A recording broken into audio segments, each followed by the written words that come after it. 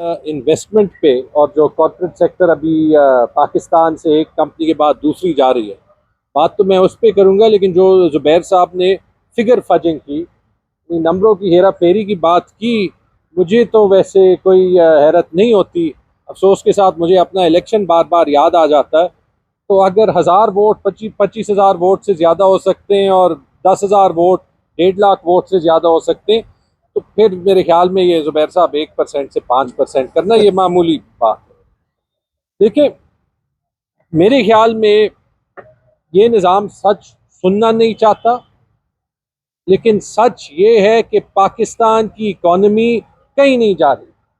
ये जिसको स्टेबिलिटी कहते हैं ना, कि इकॉनमी स्टेबल हो गई, एक मरा हुआ घोड़ा भी स्टेबल ही होता है, पड़ा हुआ होता है, स्टेबल तरीके से ही पड़ा हुआ होता है ना। ठीक है, अभी मैंने देखा कि दुनिया की सबसे बड़ी retail company Procter and Gamble, उसने पाकिस्तान को छोड़ा, और हुकूमत के जितने रिप्रेजेंटेटिव्स थे, जितने उनके सरकारी जर्नलिस्ट हैं, व्लॉगर हैं, वो कह रहे कोई बात नहीं, कंपनियां आती हैं जाती हैं, ये चली गई तो कोई और कंपनीज आ गई, इनका बिजनेस जो है वो कोई और कंपनीज ले लेती हैं।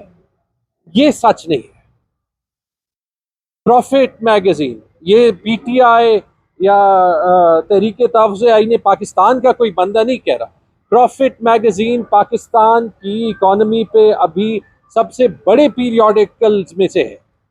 उसने अपने अभी जो इस हफ्ते की कवर स्टोरी की है, उसने कहा है कि, ये मैं ट्रांसलेट करके बताता हूं, कि जितना भी आपका ख्याल है कि प्रॉक्टर एंड गैम्बल का पाकिस्तान से छोड़ना पाकिस्तान के लिए खराब है, जब आप हमारी स्टोरी पढ़ेंगे तो आपको पता चलेगा कि वो उससे कई दर्जे ज्यादा खराब है।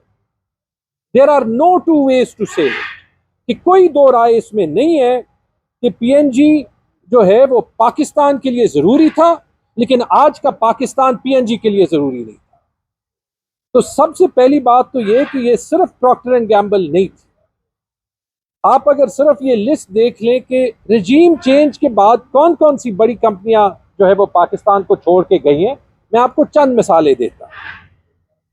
प्रॉक्टर एंड गैम्बल, जो ना सिर्फ दुनिया की सबसे बड़ी रिटेल कंपनी थी, जिसने 2019 में जब इमरान खान प्राइम मिनिस्टर थे, उन्होंने कहा था कि हम पाकिस्तान को लॉन्ग टर्म कमिटेड है। तो क्या बदला 5 साल में कि वो लॉन्ग टर्म कमिटमेंट जो है वो खत्म हो गई। प्रॉक्टर एंड गैम्बल वो कंपनी थी, आप जाएं, लम्स जाएं, जो पाकिस्तान की बेहतरीन यूनिवर्सिटी है, मैं वहां पे मैकिन्सी के लिए रिक्रूटमेंट करता था। हमारी जो कंपटीशन होती थी कि कौन सी कंपनी जो है वो टॉप ग्रेजुएट्स उठाती है, वो मैकिन्सी और प्रॉक्टर एंड गैम्बल की होती है। प्रॉक्टर एंड गैम्बल आज पाकिस्तान में नहीं है, उन्होंने अपने ऑपरेशन वाइंड अप कर दिए।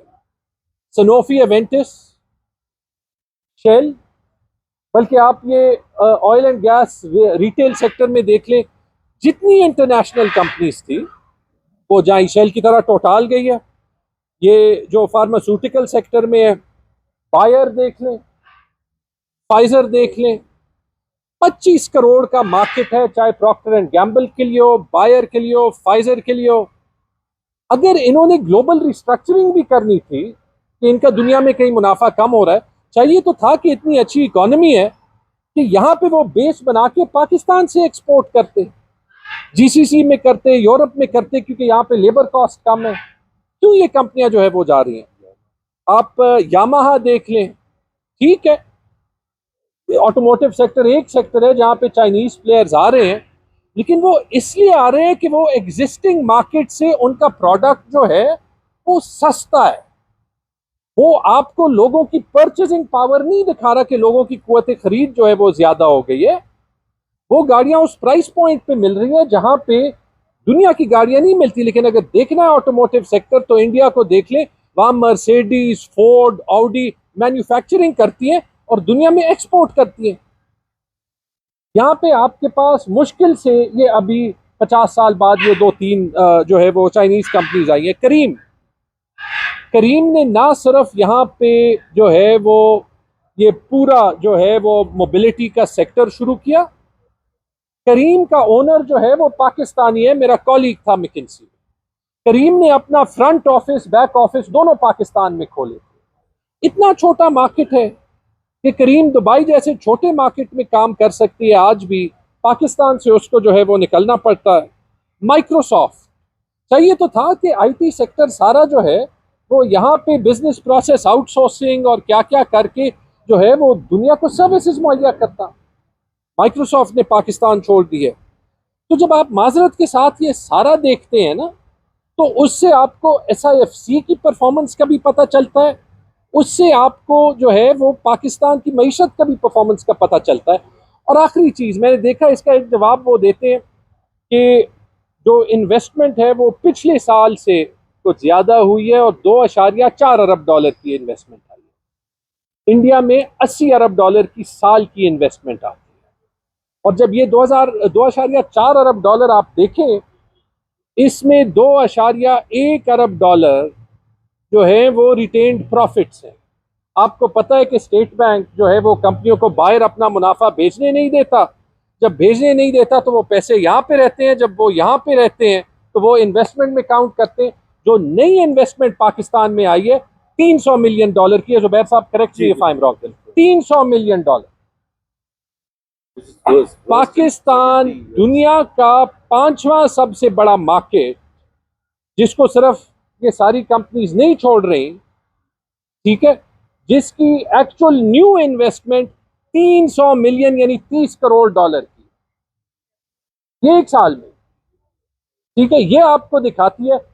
मैंने तो 2 एमओयूज देखे। एक पत्थरों का एमओयू 100 अरब डॉलर आने थे ना, और 100 अरब डॉलर के बदले मैंने 2 एमओयूज देखे। एक पत्थरों के एमओयू, आपको पता है वैसे एमओयू की क्या हैसियत होती है, 500 मिलियन डॉलर का कहते हैं एमओयू है। उस कंपनी का वेबसाइट देखें, उस कंपनी का जिसको एमओयू दिया है 7 मिलियन डॉलर की एनुअल रेवेन्यू है। 7 मिलियन डॉलर की जिस कंपनी की हैसियत हो साल में मुनाफा भी नहीं, इनकम कमाने की, वो 500 मिलियन डॉलर यानी कि एट दिस रेट 50 साल में पाकिस्तान में 500 मिलियन डॉलर वो इन्वेस्ट कर सकेगा अगर उसका सारा रेवेन्यू पाकिस्तान से है। दूसरा, वो मैंने अलबैक चिकन का एमओयू देखा था, उसमें भी प्राइम मिनिस्टर साहब और सारी एसआईएफसी बैठी थी। उसमें भी मुझे करेक्ट कर दे, आज तक अलबैक चिकन की दुकान नहीं खुली पाकिस्तान। खुली तो नहीं ना अभी, तो साल 1.5 साल हो गया। सऊदी में केएफसी का की तरह बड़ा अच्छा चिकन होता है, जब आ जाए, अगर आ जाए ज़रूर खा ले। तो ये मैंने जो है वो, मैं अभी उस पर आता हूँ, ये मैंने इन्वेस्टमेंट की कहानी आपको बतानी थी। ये सारा कुछ जो है, जो भी ये गवर्नमेंट के कमेंटेटर हैं या उनके जो लिफाफी जर्नलिस्ट हैं, उनसे ये ज़रूर पूछें। अच्छा, इसके साथ आप ये देख लें कि जो ज़ुबैर साहब ने बात बताई, मैं 2 बातें और करना चाहता हूँ। जो ज़ुबैर साहब ने कहा कि वर्ल्ड बैंक की रिपोर्ट में आया था कि पाकिस्तान में according to the international poverty standard, एक तो हमारा अपना पॉवर्टी स्टैंडर्ड है, हम कम कर देते हैं, उसके मुताबिक पिछले 3 साल में पॉवर्टी की सतह यानी गुर्बत की सतह 18% से 25% तक गई है। इंटरनेशनल स्टैंडर्ड के मुताबिक 45% पाकिस्तानी इंटरनेशनल पॉवर्टी लाइन से नीचे है। और वही वर्ल्ड बैंक की रिपोर्ट कहती है कि ये मईशत का मॉडल चल नहीं सकता। ये आपको प्रॉक्टर एंड गैम्बल भी कह रहा है, ये आपको शेल भी कह रहा है, ये आपको टोटाल भी कह रहा है, ये आपको करीम भी कह रहा है, ये आपको फाइजर भी कह रहा है, ये आपको बायर भी कह रहा है, ये आपको पाकिस्तानी इन्वेस्टर्स भी कह रहे हैं। मुझे बता दें कौन सी पाकिस्तानी जो है वो बिजनेस हाउस ने यहाँ पे पैसा इन्वेस्ट किया। गुल अहमद जो अपैरल बिजनेस था, मेरे ख्याल में उन्होंने सारा बंद कर दिया। क्यों बंद कर दिया? क्योंकि यानी मतलब या पाकिस्तान से डिमांड नहीं है, या यहाँ पे बिजली महंगी है, या जो भी इनपुट फैक्टर्स हैं वो ऑर्डर्स टाइम पे नहीं दे सकते, या आपने सुपर टैक्स लगाए हुए हैं, ठीक है। तो ये इकोनॉमी तो चीखना चाहती है, लेकिन आप फीडबैक का मौका तो दें ताकि आप उसको ठीक कर सकें। आखिरी बात जी, मैं चीफ मिनिस्टर पंजाब को सुन रहा था। आजकल वो और पीपल्स पार्टी वाले बिजी हैं एक दूसरे के साथ नूरा कुश्ती करने में, लेकिन उन्होंने एक बड़ी खतरनाक बात की। लगता है कि डेस्परेशन में, क्योंकि जो भी वो करें हर रोज जो है वो 24 घंटे टीवी पे होती है, लेकिन पॉपुलैरिटी उन्हें भी पता है उनकी नहीं बढ़ रही, तो उन्होंने एक नया पंजाब कार्ड इस्तेमाल करना शुरू कर।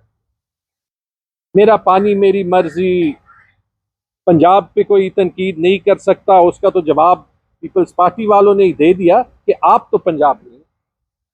ठीक है, आज खैबर पख्तूनख्वा में आटा जो है वो रुका हुआ है क्योंकि लगता है कि मेरा आटा मेरी मर्जी।